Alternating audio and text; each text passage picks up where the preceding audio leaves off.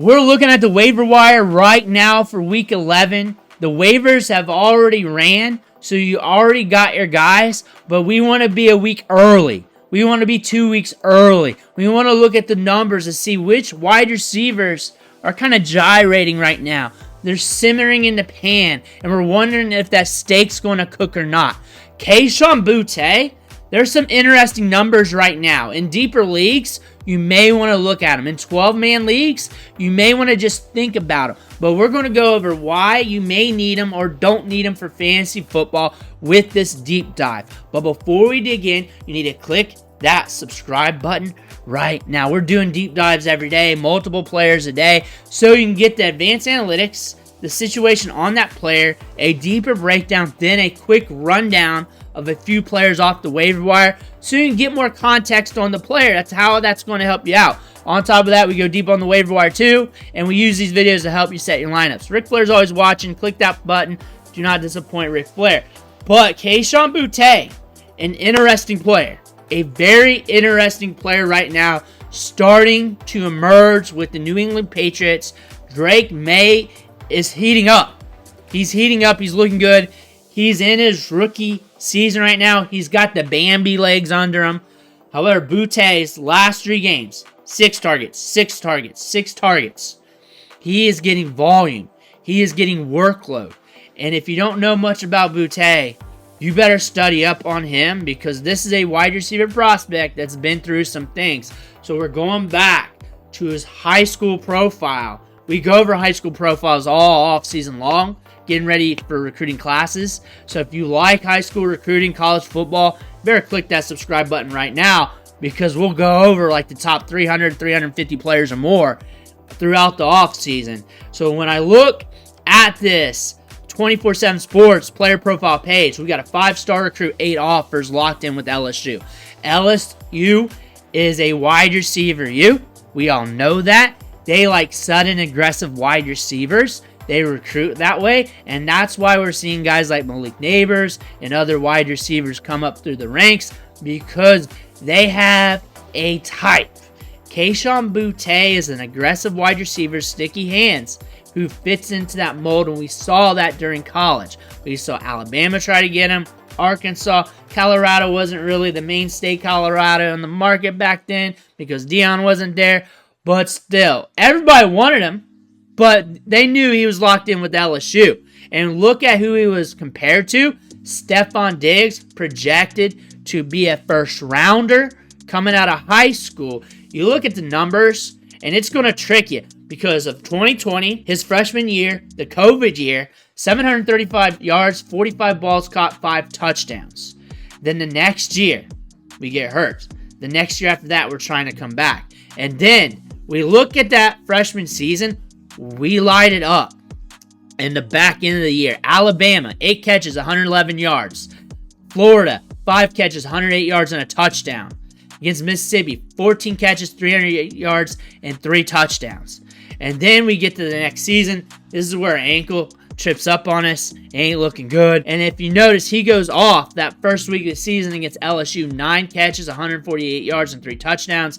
Goes off against Auburn. 6 catches, 127 yards, and 1 touchdown. This is a dominant wide receiver at the college level. However, that injury sets him back because we come back the next year. It's not looking great. It's up and down a little bit. And we were wondering what's going on with Kayshon Boutte, because this is not the Kayshon Boutte we're looking at. What's it going to look like when we come out for the NFL? And then we come out for the NFL Combine, and the numbers aren't looking good. I'm saying the vertical is about as bad as you can get. It's a vertical that I could probably beat. I think it was like 27 inches. Not that great when the testing 4-5 40-yard dash is fine for the NFL level. But we knew it was not Kayshon Boutte during this time. And we knew from watching him the year prior at LSU that we're still coming back from that injury. It was a rough one. This is a player that needed to ramp up. The Patriots still drafted him in the 6th round. However, this is a talent that you can't sleep on due to what we saw at college. This was a player that was very assertive with good ball skills in the SEC level. And Kayshon Boutte, we had a mulligan year last year as a rookie. We're just getting ramped up. We're getting acclimated to the team. And now things are starting to ramp up right now in the Patriots offense. And usually you cannot trust the Patriots offense, but Drake May's back there. Targets are flowing. Things are moving a little bit better. Some of these pass catchers are getting more work. And you could find a player in this offense that starts doing some things. I will say this right now while it's on my mind.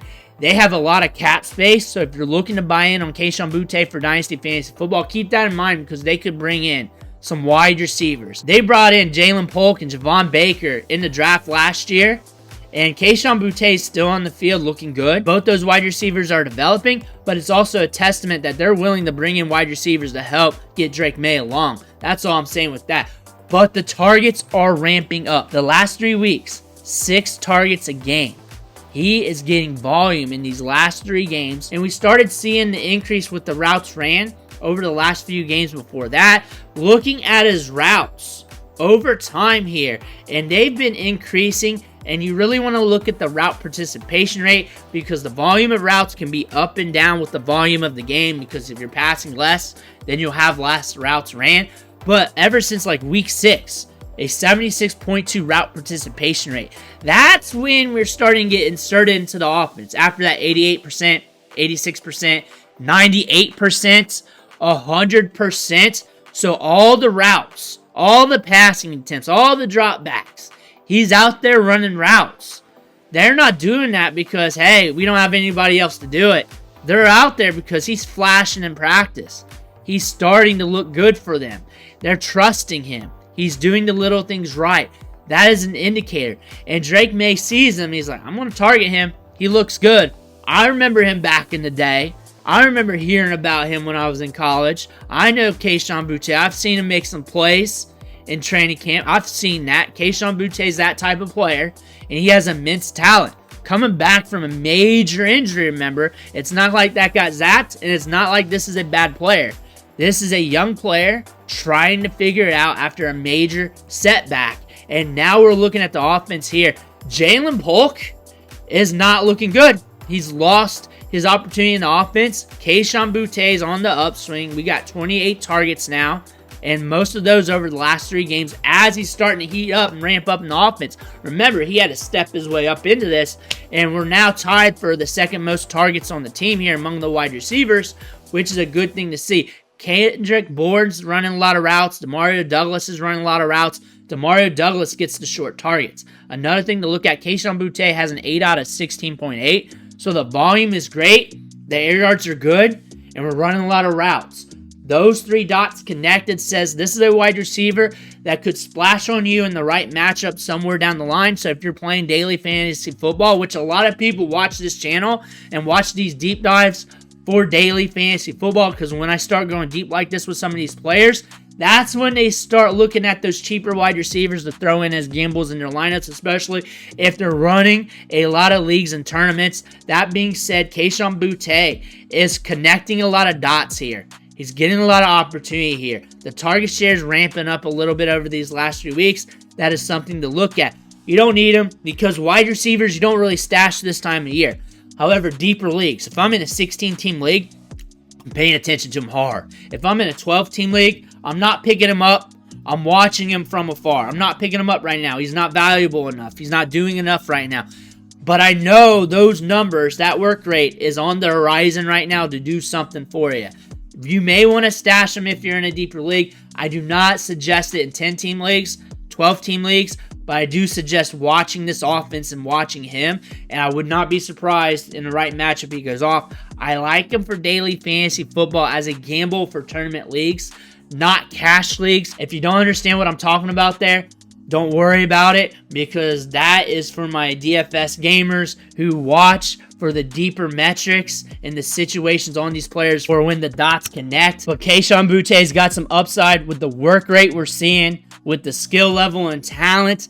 If this all merges together, Drake May keeps hitting, we get in the right matchup, you might find a player that might start doing some things down the stretch. Let me know what you think in the comments below. Make sure to hit that subscribe button on the way out. One thing for watching. Catch you on the next video.